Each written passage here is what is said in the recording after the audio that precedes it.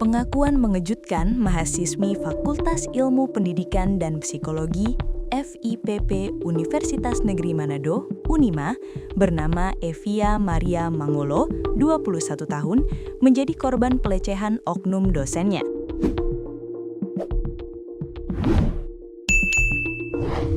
Hal ini terungkap lewat surat pengaduannya kepada pihak dekan FIPP Unima, Aljon N. Dapa.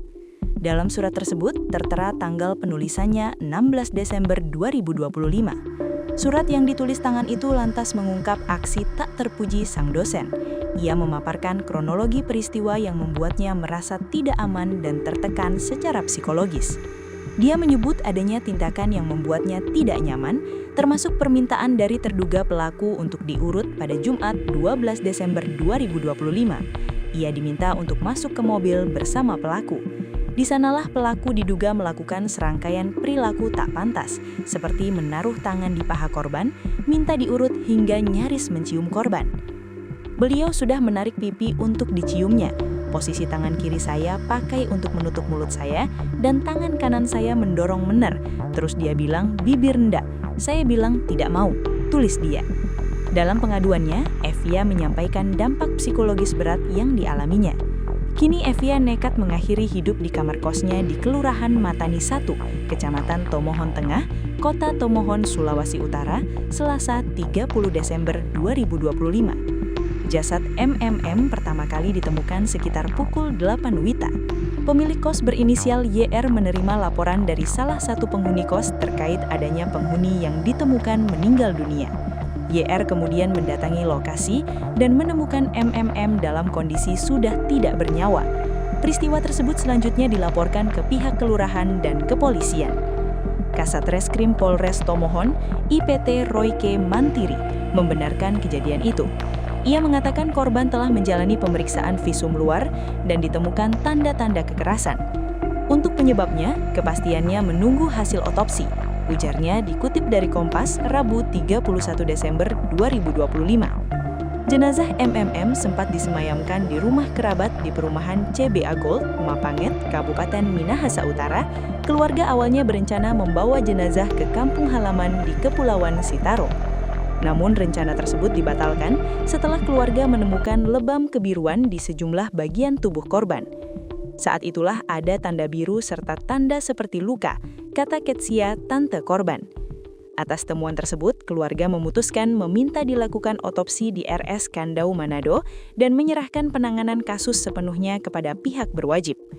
Perhatian publik terhadap kematian MMM semakin besar setelah muncul surat yang diduga tulis korban dan ditujukan kepada dekan FIPP Unima. Surat tersebut berisi dugaan perlakuan tidak menyenangkan yang dialami korban dari seorang dosen berinisial DM. Kasus ini kemudian menyebar luas di media sosial dan memicu respons dari mahasiswa serta alumni Unima. Sejumlah pihak menyuarakan keprihatinan dan mendesak pengusutan tuntas.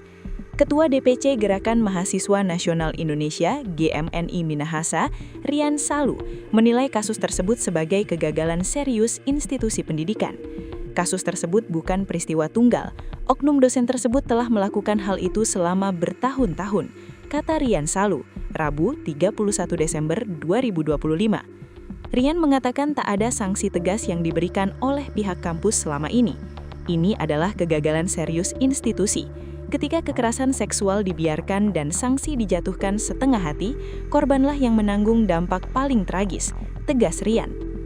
GMNI Minahasa mendesak penanganan kasus secara transparan, penjatuhan sanksi tegas terhadap pelaku sesuai hukum, serta evaluasi menyeluruh sistem penanganan kekerasan seksual di Unima.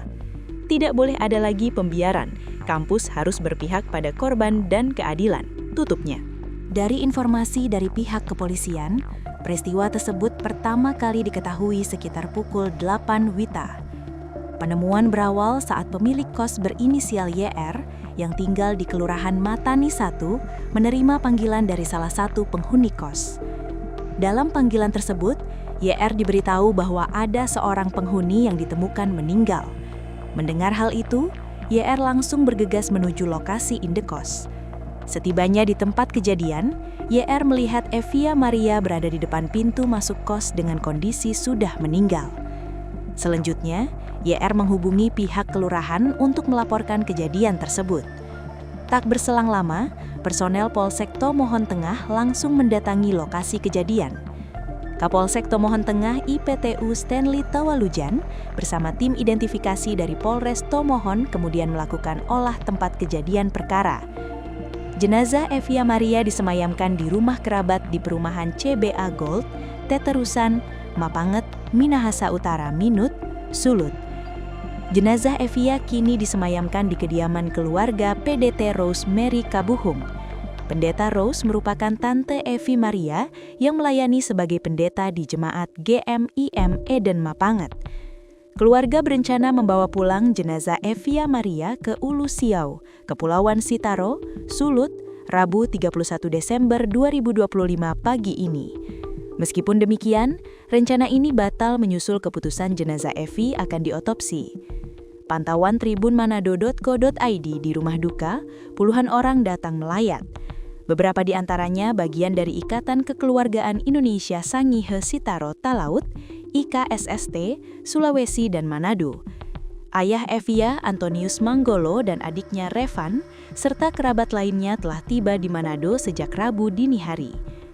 Kami berencana membawa pulang anak kekasih pagi ini, tapi rencana berubah karena katanya mau otopsi, ujar paman Evia, John Lee Manggolo di rumah duka.